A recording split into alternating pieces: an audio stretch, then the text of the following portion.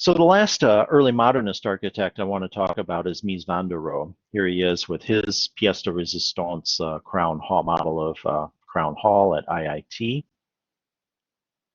So Mies is a German architect. He also trained under Peter Behrens. His father was actually a stonemason, and he learned stonemasonry craft and always had a strong affinity to masonry in his architecture. He became the third director of the Bauhaus and taught architecture there in the 1920s.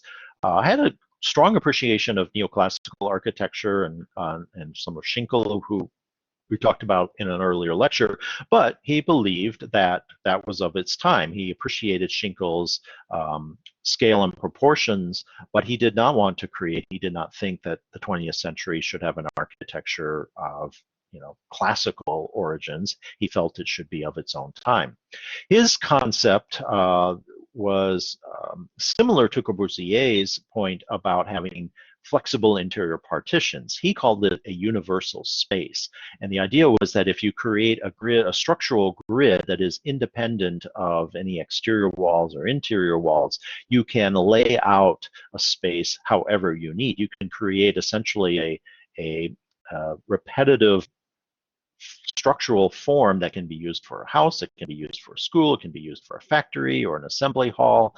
It's universal and very flexible. And of course, out of that philosophy comes criticisms that it has no life or soul or interest to it, which is probably valid, but it is a major concept of the modernist movement, this idea of flexibility and independent structural grids. He leaves Germany in 1938 under pressure from the Nazis and comes to Chicago and becomes the director of architecture at the Illinois Institute of Technology. He had an early project. He didn't have a lot of work in the early 1920s and had a design scheme for a new office tower in central Berlin. And it's a little hard to tell in the rendering, but it was to be an all-glass skyscraper. The technology to do this didn't even exist in 1921, but he was already thinking a good 30 years ahead of himself. And the idea that we could create buildings and even skyscrapers that are just completely clad in glass. And people thought he was nuts, in 1921. They're like, what? We're not going to do that, but they didn't have air conditioning yet, and they didn't have the technologies for all this glass and so forth. But by the 1950s, that's what we're going to get. This is a view of his apartment block at the Weissenhofsiedlung. I'm going to talk about that in just a minute, but we can see the similarities to Adolf Loos and to the work that Gropius and Corbusier are doing at this time. His most famous is the Barcelona Pavilion in 1929 in collaboration with Lily Wright, who was a major collaborator with him. Very talented designer. This was a pavilion to represent the nation of Germany at the Barcelona World's Fair in 1929. So this is a temporary structure. It is meant really to be a reception hall for the King of Prussia, who is soon to lose his job and be replaced by Adolf Hitler, but this is still the pre-Nazi era, and so this modern aesthetic is what Germany considers to represent themselves.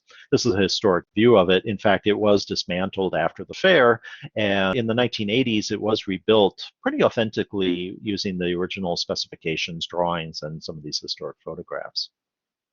So this is a floor plan, and again, this is a very simple, small pavilion. It's not meant as a permanent structure, and this is really like a Kandinsky painting that we just saw.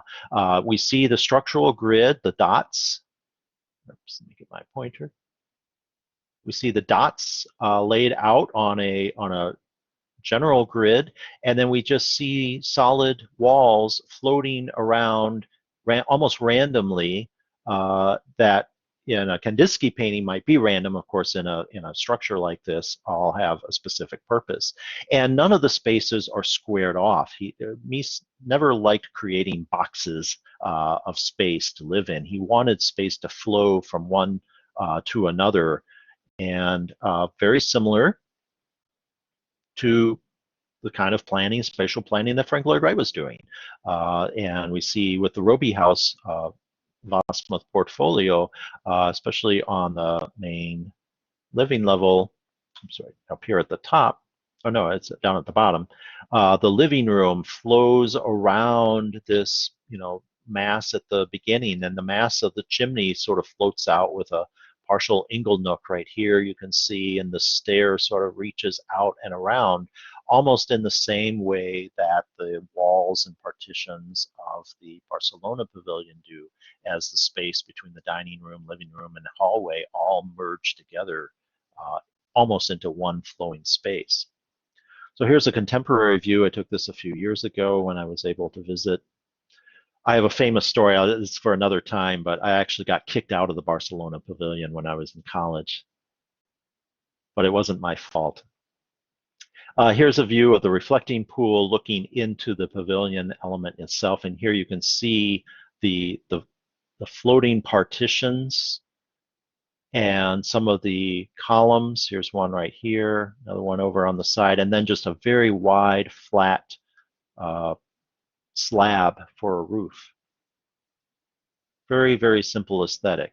Here's the main reception hall, and you can see one of the columns on the right. You can see the beautiful onyx wall on the left. Again, Mies believed in using rich materials and marbles. And you can see how the space begins to flow around a little bit. The famous Barcelona chairs that he designed, that this was intended for the king and queen to sit in. So this was a royal throne, you could say, designed by Mies Van Der Rohe. And of course, now you see them in every two-bit office lobby. They're still pretty awesome chairs and quite comfortable. This view, you can also see how the space flows from one to another. It's not boxed in. There isn't four walls with doorways the way Victorian spaces were created. And I like the contrast of how the female sculptural form in the reflecting pool flows and curves as well. Mies is doing that in a more abstract geometrical way with his walls and space here. Another view of that. And if that's just a pavilion, the house he designs for the Tugendhat family in Brno, Czech Republic, is his philosophy in an actual, full-fledged building. And this is finished almost about the same time in 1930 as the Barcelona Pavilion. So here's a historic view. This sits up on a high hill overlooking Brno, which is a industrial city in eastern Czech Republic. At the time, it was Czechoslovakia, and the Tugendhats, who actually were Jewish and wound up having to flee Czechoslovakia after the Nazis invaded, but were wealthy industrialists and wanted a modern aesthetic and hired Mies to create this. So here we see, doesn't use the pilotis the way Corbu does. He puts his building on a solid foundation, but he does raise the main living level up a bit. He doesn't want you living on the ground. He wants you raised up off the ground, and it gives you a better vista, or gives the family a better vista to the left of the valley below. And then he also incorporates roof decks. You can see a little bit up at the very top here. There's a sort of a pergola on the roof deck outside of the bedroom windows. And pretty much a band of windows. There's almost no wall on the main living level. It's all glass. This is almost Mies's vision of that skyscraper, but in just one floor level here.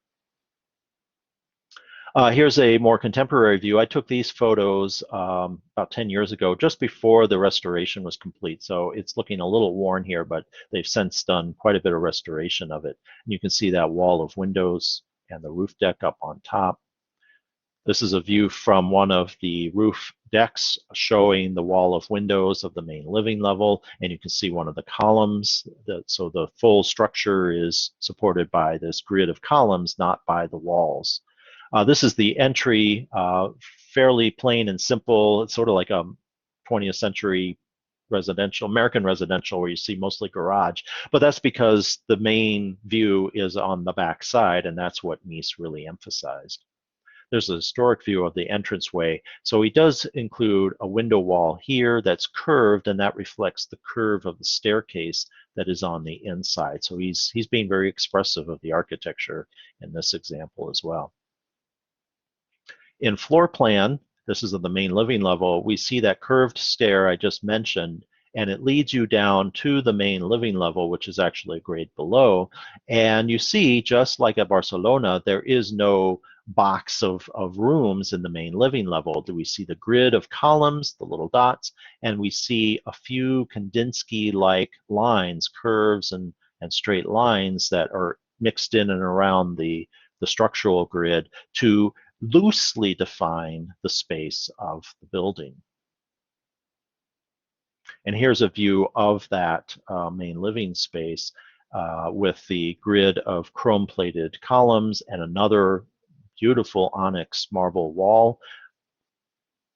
Some more Barcelona chairs in there. Here's a edge view of that wall. It's just a slab of marble. It's not a 2x4 frame wall clad with marble. Mies didn't feel that was necessary. He's not trying to create a solid wall. He just needs a screen or a partition. And in fact, when the light shines through those big windows, it shines and that whole onyx wall glows an orange, beautiful orange color, especially into the library, which is on the left. This is a view of the dining room, and again, uses a very expensive wood. I forget what kind of wood this is, maybe like an African mahogany or something like that, and then book matched, splayed out to really emphasize the beautiful graining and pattern on the wood. Here's a view of the window wall. Just like we saw via Savoy, the whole wall can be windows because it doesn't have to serve a structural purpose. And in fact, these windows completely open up. This window has been slid down. You're seeing the top jamb frame of the window after it has been slid down into a slot in the wall below. And I was going to show you a video of that, but I don't think it works when I try to run this. It works in the PDF, but it doesn't work in the live show here. So if you look at it in the PDF, you can see that window wall sliding up and down. And I think at this point, I will briefly stop and we'll talk about the Weissenhofsiedlung next time.